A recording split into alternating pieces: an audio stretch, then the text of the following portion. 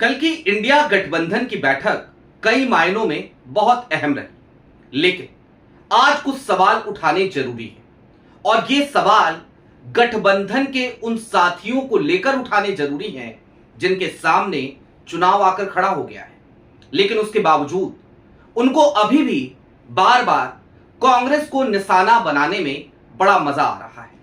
जिक्र अखिलेश यादव का। कल के इंडिया गठबंधन की बैठक में अखिलेश यादव को पूरा सम्मान दिया गया, लेकिन उस सम्मान को शायद अखिलेश यादव पचा नहीं पाए, क्योंकि उन्होंने एक बार फिर कांग्रेस को नसीहत देने की कोशिश करी और उसके बाद तंज भी कसा।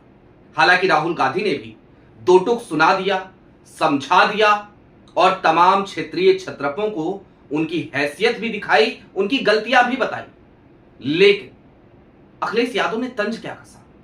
और अखिलेश यादव अपने गिरेबान में झांक कर क्यों नहीं देख रहे हैं? टीएमसी का हश्र बुरा हो चुका है। टीएमसी ने घुटने टेक दिए हैं। क्या टीएमसी के बुरे हश्र को देखते हुए भी अखिलेश यादव संभलने के लिए तैयार नहीं है? ये बातें और ये विश्लेषण आज करना बेहद जरूरी है, क्योंकि कांग्रेस के स्लीपर सेल पर हमने बहुत सारी बातें कही हैं। आज की तारीख में मैं आपको समाजवादी पार्टी के भीतर एक्टिव स्लीपर सेल की क्रूर तस्वीर या भद्दी तस्वीर दिखाऊंगा। नमस्कार, मैं स्वप्निल और आप मुद्दा देख रहे हैं। दोस्तों, आगे बढ़े उससे पहले वही छोटी सी अपील। मुद्दा इन दिनों एक गंभीर आर्थिक संकट से जूझ रहा है। एक तरफ जहां हमारे मेन बैंक अकाउंट्स बीते लंबे समय से फ्रीज चल रहे हैं, तो दूसरी तरफ हमारे 28 साल पुराने चैनल को हमसे लंबे समय तक छीन कर रखा गया था। ऐसे में आपसे गुजारिश है, यदि आप चाहें तो स्क्रीन पर दिख रहे क्यूआर कोड या फिर के नीचे दिख रहे यूपीआई नंबर्स के जरिए मुद्दा की छोटी छोटी मदद जरूर कीजिएगा, ताकि हमारी बेबाकी यूं ही बरकरार रहे। अब आगे बढ़ते हैं और जरा समझने की कोशिश करते हैं कि चल क्या रहा है। दरअसल कल की तारीख में इंडिया गठबंधन की बैठक के बीच अखिलेश यादव को एक बड़ा मलाल रहा, और वो भी कब, जरा सोचिए। मल्लिकार्जुन खड़गे, कांग्रेस के राष्ट्रीय अध्यक्ष, उन्होंने बड़े नपे तुले शब्दों में देश की तमाम समस्याओं पर अपनी बात रखी, तमाम समस्याएं गिनाई और कहा कि आज यहां जुटने का मकसद यह है कि इन तमाम मुद्दों पर हमें एकजुट होकर के लड़ना पड़ेगा। और इसके बाद अखिलेश यादव को पूरा सम्मान देते हुए मल्लिकार्जुन खड़गे ने सीधे तौर पे कहा कि मैं चाहता हूं अब अखिलेश यादव जी कार्रवाई को आगे बढ़ाएं। यानी कि पहला संबोधन मल्लिकार्जुन खड़गे का और तुरंत ही सदारत थमा दी गई अखिलेश यादव को। इतना सम्मान कल मिला अखिलेश जी को, लेकिन अखिलेश जी ने जब बोलना शुरू किया ना, तो एक बड़ी बात बोल दी। कहा कांग्रेस को बड़ा दिल दिखाना चाहिए। जाहिर सी बात है, अखिलेश यादव ने जब ये कहा तो शायद कुछ सोचकर ही कहा होगा। शायद कांग्रेस बड़ा दिल नहीं दिखा रही होगी, लेकिन क्या वाकई में, क्या सारी गलतियां वाकई में कांग्रेस की हैं? कांग्रेस सड़कों पे लाठियां खा रही है, कांग्रेस वाटर कैनन की मार झेल रही है। वोट चोरी के मुद्दे पर सबसे ज्यादा वोकल अगर कोई है तो वो राहुल गांधी है। उसके बावजूद कांग्रेस को ही बड़ा दिल दिखाना चाहिए, या फिर कि आज की तारीख में जरूरत इस बात की नहीं आन पड़ी है कि क्षेत्रीय छत्रप भी बड़ा दिल दिखाए। इसके बाद राहुल गांधी ने अपनी बात रखी। राहुल गांधी ने सीधे तौर पर लेग पुलिंग को लेकर के तमाम बातें कही। कहा कि भैया बड़ी दिक्कतें हैं यहां पर, हम एक साथ बैठे तो हैं, लेकिन हमें एक टेबल पर बैठने के साथ साथ एक विचारधारा के साथ भी जुड़ना होगा, क्योंकि अब वक्त ये नहीं रहा कि आप इस पार भी हैं और उस पार भी हैं। जी नहीं, अब बीच में अगर रहेंगे तो मझधार में फंसेंगे और आपकी नाव हिलोरे लेटते हुए डूबती नजर आएगी। लिहाजा राहुल गांधी ने सीधे शब्दों में तमाम क्षेत्रीय छत्रपों को समझा दिया कि अब ये लेग पुलिंग करना बंद करो, क्योंकि मकसद बड़ा है इस समय हमारे सामने। मोदी जी को हराना बहुत आसान है, वो बबल है, फोड़ा जा सकता है उस पानी के बुलबुले को, लेकिन उसके लिए जरूरत है कि हम अपने अंदर सुधार लाएं। लेकिन क्या राहुल के ये कहने के बाद अखिलेश यादव सुधर गए? मैं अभी आपको स्लीपर सेल की भी कुछ हकीकत दिखाऊंगा, लेकिन कल जब ये बैठक चल रही थी ना, तो जैसे ये बैठक खत्म हुई, प्रेस कॉन्फ्रेंस के लिए तमाम नेता जाने लगे, तो आपने एक वीडियो क्लिप देखी होगी अखिलेश यादव की, बड़ी वायरल है वो, एक बार फिर से देखिए। क्या कर रहे बोल क्या इंतजाम देख रहे हैं? कुछ कांग्रेसी लोग खिलाफ लिख रहे हैं, वो बताना मुझे। देखा आपने ये वीडियो क्लिप? इस वीडियो क्लिप में अखिलेश यादव हंसी मजाक ठिठोली करते हुए ये कहते हुए नजर आ रहे हैं कि सुनो, कांग्रेस के कुछ लोग खिलाफ लिख रहे हैं, बताना जरा मुझे। तो अखिलेश जी, कांग्रेस के कुछ लोग आपके खिलाफ लिख रहे हैं, चलिए ठीक बात है, मान लेते हैं। कौन लिख रहा है?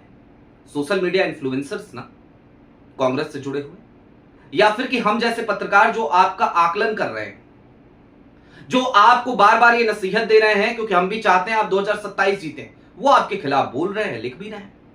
और हम क्या कह रहे हैं? यही तो कह रहे हैं ना कि एसी कमरों से बाहर निकलिए, सड़क पे आइए, 2027 का चुनाव है। तो हम क्या गलत कह रहे हैं साहब? लेकिन दूसरी तरफ आपकी पार्टी के एक नेता है, कांग्रेस के नेताओं की बात नहीं कर रहा मैं, कांग्रेस के नेता आपके खिलाफ नहीं लिख रहे हैं, जाकर के चेक कर लीजिएगा। मैंने पूरी टाइमलाइन ट्विटर की आज खंगाली कई नेताओं की, मुझे कहीं अखिलेश यादव के खिलाफ कुछ नहीं मिला। उन नेताओं की जो वाकई में मायने रखते हैं, कहीं कुछ नहीं मिला। अगर मध्य प्रदेश वाली कमलनाथ की उसी टिप्पणी से आप अब तक आहत हैं तो वो आप जानिए, आपका काम जानिए। लेकिन आपके एक नेता, और जिन्हें मैं समाजवादी पार्टी का स्लीपर सेल भी कहता हूं, उनकी कुछ टिप्पणी आपको दिखाना चाहता हूं। अखिलेश जी, कल की तारीख में ममता बनर्जी को सोनिया गांधी ने गले लगाया। इस तस्वीर को साझा करते हुए आईपी सिंह क्या लिख रहे हैं देखिए। आईपी सिंह आपकी पार्टी के नेता है, हालांकि आयातित हैं, पहले भारतीय जनता पार्टी में हुआ करते थे। क्या लिख रहे हैं? इसे क्या कहेंगे आप? कांग्रेस के लोग खुश होते हैं जब क्षेत्रीय दल हारते हैं, गजब हाल है। पश्चिम बंगाल में चुनाव जब ममता बनर्जी हारी, तो उसके बाद से आपको याद होना चाहिए अखिलेश जी कि राहुल गांधी ने अपने लोगों को फटकार लगाई और कहा कि जश्न मनाने की जरूरत नहीं है। बकायदा डाटा था, बकायदा फटकारा था। आईपी सिंह यह नहीं रुकते, ये देखिए आपकी स्क्रीन पर एक और टिप्पणी। मल्लिकार्जुन खड़गे के बेटे प्रियांक खड़गे को गृह मंत्रालय मिला, तो उस पर टिप्पणी। मतलब कांग्रेस जो है समाजवादी पार्टी से पूछ करके डिसाइड करे कि किसको कौन सा मंत्रालय देना है, और आपके यहां क्या नहीं होता है? बता दीजिए, जवाब दीजिए, घोषित कर दीजिए ना कि 2027 में अगर सरकार आती है इंडिया गठबंधन की या फिर कि समाजवादी पार्टी की, तो मुख्यमंत्री का चेहरा यादव परिवार से नहीं होगा। कर दीजिए घोषित, बता दीजिए एक बार। लेकिन नहीं, आईपी सिंह को टिप्पणी करनी है कांग्रेस पे। आईपी सिंह राहुल गांधी को लेकर बहुत टिप्पणियां करते हैं। हालिया दिनों की एक टिप्पणी और देख लीजिए आप। और ये कोई नेता नहीं है, ये आपके प्रवक्ता है, आपके माननीय नेता है, कोई सोशल मीडिया इन्फ्लुएंसर नहीं है। आईपी सिंह निकाल बाहर कीजिए ना ऐसे लोगों को, या लगाइए ना लगाम अपने इन लोगों पर। देखिए राहुल को लेकर ये क्या लिखते हैं, सीधे तौर पे राहुल के ऊपर कटाक्ष।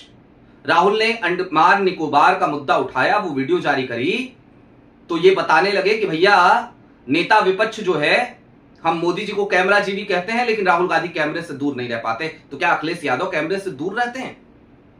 आप जो रोज प्रेस कॉन्फ्रेंसेस कर रहे हो एसी कमरों में बैठकर, वो क्या बिना कैमरों के कर रहे हो आप? तो फिर काहे की नसीहत कांग्रेस को दी जा रही है, और किस बात की नसीहत? अब चलते चलते दोस्तों एक बात समझने की जरूरत है।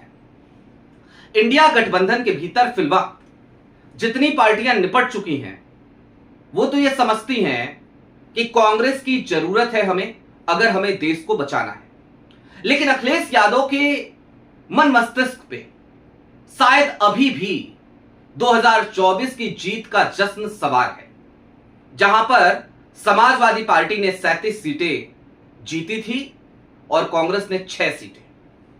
और साथ ही साथ ऐसा लगने लगा है कि अखिलेश यादव शायद अभी तक अपने चीफ मिनिस्टर सिंड्रोम से बाहर नहीं आ पाए हैं।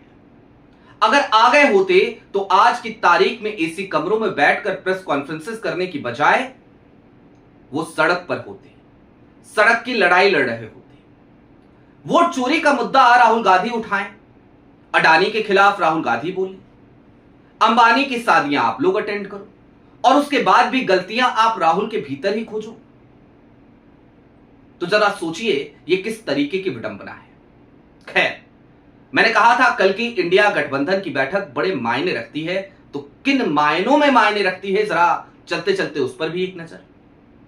इंडिया गठबंधन की बैठक की शुरुआत हो रही थी, उससे पहले खबरें क्या फ्लैश हो रही थी? राहुल के खिलाफ लगे पोस्टर, और उस पोस्टर में क्या था? इंडिया गठबंधन के तमाम नेताओं के बयान दिखाए गए थे।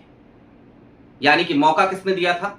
विपक्ष के उन्हीं तमाम नेताओं ने जो राहुल गांधी के साथ कल बैठे हुए थे। उनमें से कई, ममता बनर्जी भी बैठी थी, अखिलेश यादव भी बैठे थे, शरद पवार की बेटी सुप्रिया सुले भी बैठी थी। आगे बढ़िए, बैठक शुरू हुई तो उसकी खबरें फ्लैश होती, उससे पहले एक खबर और फ्लैश होने लगी, या उस दरमियान एक खबर और फ्लैश होने लगी कि टीएमसी के तमाम सांसद, 20 सांसद भूपेंद्र यादव के घर पे बैठे हैं। उसके बाद क्या हुआ? प्रेस कॉन्फ्रेंस इंडिया गठबंधन ने करी, अपना 5 एजेंडा बताया, तो फिर क्या कहा गया कि ओम बिरला को टीएमसी के सांसदों ने पत्र लिख दिया है, चिट्ठी लिख दी है कि अब हम अलग गुट बनाएंगे, एनडीए का समर्थन करेंगे। यानी कि मौका किसने दिया कल की इंडिया गठबंधन का बंटाधार करने का? जाहिर सी बात है टीएमसी और टीएमसी की कमजोरियों ने। और टीएमसी जो भुगत रही है वो अपने अहंकार की वजह से भुगत रही है। अखिलेश यादव कहते हैं कांग्रेस बड़ा दिल दिखाए, तो कितना बड़ा दिल? मैं सिर्फ एक छोटा सा एग्जांपल और देना चाहता हूं दोस्तों। टीएमसी विधानसभा चुनाव में और लोकसभा चुनाव में कई बार कह चुका कि वो किसी को स्पेस देने को तैयार नहीं थी, कांग्रेस को स्पेस देने को तैयार नहीं थी। लेकिन जरा सोचिए, राहुल गांधी जाते हैं चुनाव प्रचार करने पश्चिम बंगाल विधानसभा चुनाव में, तो हालिया दिनों में खबर आई जब विधानसभा चुनाव चल रहे थे कि राहुल गांधी के हेलीपैड को टीएमसी के गुंडों ने उखाड़ दिया। गुंडा शब्द बिल्कुल सही शब्द है, इसे अन्यथा ना ले कोई। उसके अलावा क्या खबर आई? अधीर रंजन चौधरी की सभा में सचिन पायलट को पहुंचना था, लेकिन सचिन पायलट को पहुंचने नहीं दिया गया। तो जब इस तरीके की खबरें वहां फ्लैश कर रही थी, उसके बावजूद जब टीएमसी हार जाती है चुनाव और बुरी तरीके से हारती है, तो राहुल गांधी उन्हें फोन करते हैं और अपने समर्थकों को और अपने नेताओं को कहते हैं जश्न मत बनाओ टीएमसी की हार पे, बल्कि इससे सबक लो। तो राहुल ने तो समझ लिया, राहुल ने समझा भी दिया। अखिलेश यादव अभी तक शायद टीएमसी के इस हस्र को देखने के बाद भी, जहां 80 में से 60 विधायक, लगभग 60 विधायक, 58 का आंकड़ा था, अब 60 तक जा रहा है। वो एक अलग गुट बना चुके हैं। स्पीकर ने उन्हें मान्यता दे दी है, भले ही मामला अब हाईकोर्ट में गया है। जुडिशरी कैसे काम करती है आपको हमको सबको पता है, देखा जाएगा क्या फैसला आएगा भाई साहब। तो वो चले गए उधर, और यहां दिल्ली में भी 20 सांसदों के छिटकने की खबर, ये हाल हो गया टीएमसी का। और टीएमसी ने तो मान लिया कि भैया आप कांग्रेस के साथ ही चलना पड़ेगा, मजबूरी है। लेकिन अखिलेश यादव अभी भी इस बात को समझने को तैयार नहीं है। वक्त है अभी, उन्हें सत्यता को स्वीकार करना चाहिए, हंसी ठिठोली तंज से आगे बढ़ना चाहिए और समझना चाहिए कि देश किस मुहाने पर खड़ा है। यहां पर वक्त अब सिर्फ चुनाव जीतने या हारने या फिर कि अपनी पार्टी बचाने का नहीं, बल्कि अब सवाल लोकतंत्र और संविधान को बचाने का है। राहुल गांधी उस लड़ाई को ईमानदारी से आगे बढ़ाते हुए नजर तो आ रहे हैं, लेकिन आप सिर्फ और सिर्फ कांग्रेस को नसीहतें देते नजर आ रहे हैं। अभी के लिए दीजिए इजाजत। आपकी क्या राय है वो हमें कमेंट बॉक्स में जरूर बताइएगा। चलते चलते फिर वही अपील, चैनल पर नए हो तो सब्सक्राइब करते हुए जाइएगा, सक्षम हो तो मुद्दा की छोटी छोटी मदद जरूर कीजिएगा, ताकि हमारी बेबाकी यूं ही बरकरार रहे। बहुत शुक्रिया।